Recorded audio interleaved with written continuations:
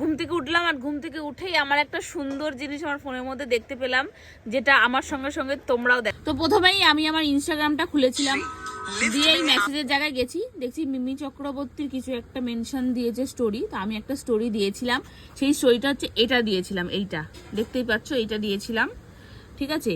তো মিমি চক্রবর্তী আমার স্টোরিটা রিস্টোরি করেছে, দেখতে পাচ্ছ মিমি চক্রবর্তীর অ্যাকাউন্টে আমার স্টোরিটা গেছে। এটাই হচ্ছে এত সুন্দর একটা সুখবর। তোমাদের মধ্যে অনেকে হ্যাঁ হ্যাঁ হ্যাঁ তো মিমি চক্রবর্তী স্টোরি দিয়েছে তো কি হয়েছে, মেনশন দিয়েছে তো কি হয়েছে।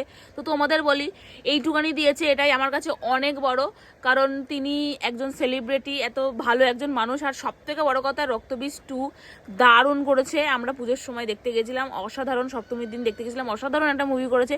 সেখানে আমি আজকে এসে দশমীর পরের দিন, আজকে একাদশীর দিন স্ট্যাটাস দিয়েছি, সেই স্ট্যাটাস দিয়েছে, তার জন্য আমি অনেক খুশি। যাদের ভাল লাগছে না, যাদের হিংসা হচ্ছে, তারা এই ভিডিওটা থেকে চলে যাও। তাই আর মিমিদিকে বলবো যে অসংখ্য ধন্যবাদ, thank you, I love you. আর অবশ্যই তোমরা যারা যারা রক্তবীজ 2 দেখোনি, তাতে গিয়ে দেখো, দারুণ মুভিটা হয়েছে।